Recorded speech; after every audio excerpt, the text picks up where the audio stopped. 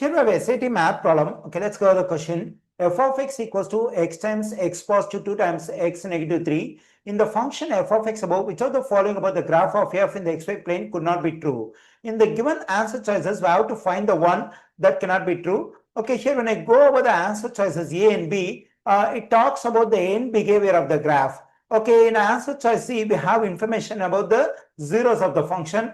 In answer choice D, we have information about the y-intercept of the graph.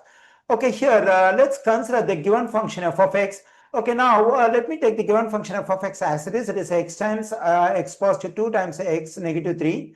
Okay, now to get the leading term of the function f of x, we have to multiply the x over here, and x over here. X times x is x squared times x is x cubed. So the leading term of this function f of x is x cubed, and the coefficient of x cube is 1. So that is the leading coefficient. Here the leading coefficient is positive, and also the degree of this function is 3. So here we got two information. One is the degree of the given function is 3, that is an odd number, and the leading coefficient is a positive value, that is 1. So whenever the degree of a function is an odd number and the leading coefficient is positive, then on the left side of the graph it will go down. On the right side of the graph, it will go up. That is, when x approaches positive infinity, so the graph of the given function f will rise to the right. Okay, here this information will have an answer choice A. So it has to be true about the graph of the function f. So, but we have to find the one that could not be true. So we can reject answer choice A.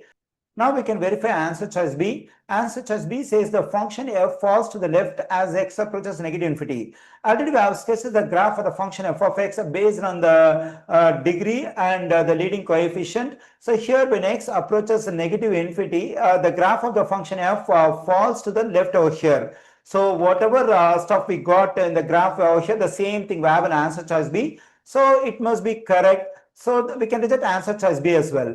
Okay, now let's verify answer choice C. In answer choice C, we have information about zeros of the function. That is, a function f has 3 distinct real zeros. Okay, now to get the zeros of the function f of x, what we have to do is we have to equate the given function f of x to 0. Okay, let me equate the given function f of x to 0. When f of x equals to 0, then this stuff must be equal to 0. That is, x times x positive 2 times x negative 3 equals to 0. Okay, here the product of three quantities equals to 0. So the first one must be 0, or the second one must be 0, or the third one must be 0, or two of them must be 0, or all the three may be 0. So that the product of the three factors over here will be equal to 0. Okay, here we got the value of x, that is x equals to 0. To solve for x in this one, we have to subtract 2 from both sides. When I do so, I'm getting x equals to negative 2. To solve for x in this equation, I have to add 3 to both sides of this equation, then I'm getting x equals to 3. Okay, when I equate f of x to 0, I'm getting 3 different values of x, 0, negative 2, and 3. So these are the zeros of the given function. All the 3 zeros are different. So the function, the given function f of x has 3 distinct real zeros. So the information we have in answer choice C also is true. So we can reject answer choice C, because our aim is to find the one that could not be true.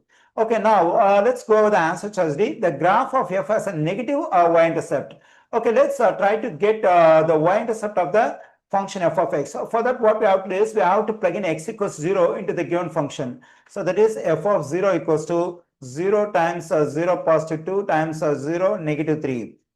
Okay, here this f of 0 represents the y-intercept because we plug in x equals 0. Okay, here since we have 0, when we multiply this 0 by this one and this one, everything will become 0. So that is the y-intercept of the graph of the given function is 0. But answer choice D says the graph of f has a negative y-intercept. That's wrong. So among the given answer choices, the one which could not be true is D. So the correct answer choice for this question is D.